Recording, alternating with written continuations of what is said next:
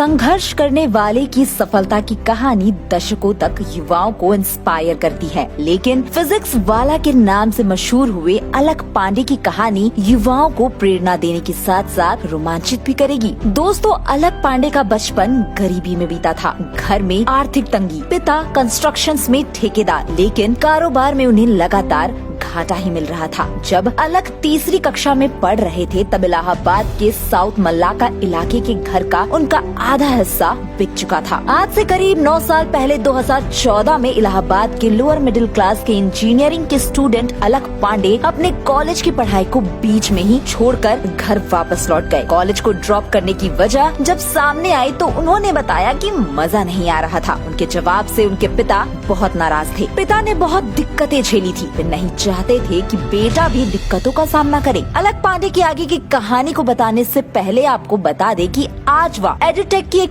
Unicorn company physics वाला के founder है। आज उनके करीब 21 ऑफलाइन कोचिंग सेंटर चल रहे हैं। इनकी कहानी ज्यादा दिलचस्प इसलिए भी है क्योंकि बहुत कम समय में उन्होंने प्रयागराज के कालिंदीपुरम इलाके की दिक्कतों को हरा दिया और सफलता का एक नया कीर्तिमान स्थापित कर दिया। दोस्तों, जब वे क्लास 6 में थे तब उनका घर लगभग बिक चुका था। अपने उस खराब दौर को याद करते हुए वो मीडिया को दिए अपने एक इंटरव्यू में बताते हैं कि उन लोगों की आर्थिक स्थिति इतनी खराब थी कि 8वीं में पढ़ते हुए 5वीं तक के बच्चों को वो ट्यूशन पढ़ाता था। उसकी माँ प्राइवेट स्कूल में टीचर थी और बहन भी ट्यूशन पढ़ाती थी। इस तरह वे घर का खर्चा चलाने के लिए कुछ न कुछ कर रहे थे। बता दें कि इंटर की पढ़ाई पूरी करने के बाद उसने घर पर पढ़ाई करते हुए उत्तर प्रदेश का प्री इंजीनियरिंग एग्जाम दिया और करीब 600 के आसपास की रैंक प्राप्त की। उन्हें प्रदेश के सबसे अच्छे कॉलेज कानपुर के हरकोट बटलर टेक्निकल इंस्टीट्यूट की मैकेनिकल ब्रांच में एडमिशन मिला। सेकेंड ईयर में आते आते अलख कानपुर के ही एक कोचिंग इंस्टीट्यूट में पढ़ाना शुरू करते हैं। कानपुर में बहुत संघर्ष के साथ वे रह रहे थे। बहुत ही छोटे से कमरे में वो अपने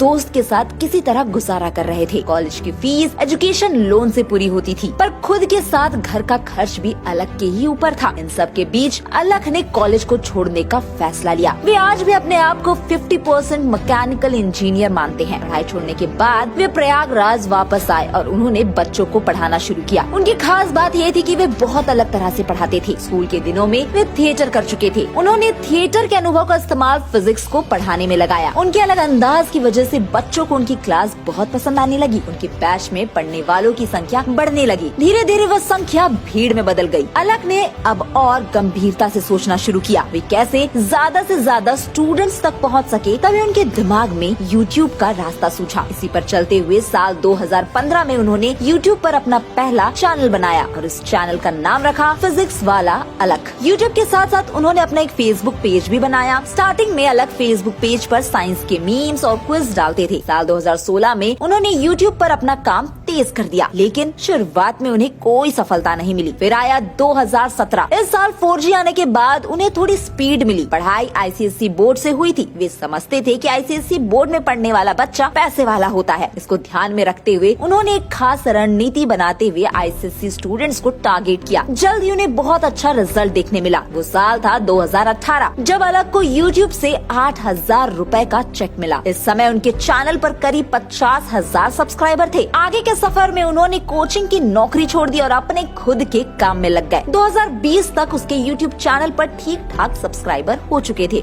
इस वक्त अलख फ्री में क्लासेस लेते थे। उनकी कमाई का जरिया सिर्फ YouTube था। 2020 में कोरोना ने दस्तक दी और उसके जीवन में बेहतरीन संभावनाओं का दरवाजा खुल गया। अलख ने प्रतीक महेश्वरी के साथ मिलकर फ्यूचर के लिए काम करने लगे। उन्होंने फिजिक्स वाला के लिए ऐप डिजाइन किया। अब तक उनके सामने ऑनलाइन लर्निंग के कई प्लेटफॉर्म्स आ चुके थे। इन सब का गहन स्टडी करते हुए अलख ने सिर्फ 3,000 रुपए हर सब्जेक्ट के हिसाब से कोर्स ऑफर किया। उनके पहले ऑनलाइन बैच में करीब 60,000 से ज्यादा स्टूडेंट्स ने एडमिशन लिया। अलख की जिंदगी का ये बहुत बड़ा टर्निंग पॉइंट था, जिसके बाद वो तरक्की के रास्ते पर दौड़ पड़े। अब वे करीब 4,000 करोड़ रुपए से ज्यादा के मालिक हैं। इसी के साथ दोस्तों, नथिंग इम्पॉसिबल के स्टोरी में इतना ही। अगर आपको ऐसी ही कहानियां जो आपको इंस्पायर कर सके सुनना चाहते हैं तो बने रहे हमारे साथ। और अगर आपको ये वीडियो पसंद आया हो तो इसे लाइक शेयर करें, चैनल को सब्सक्राइब और पेज को फॉलो करना न भूलें।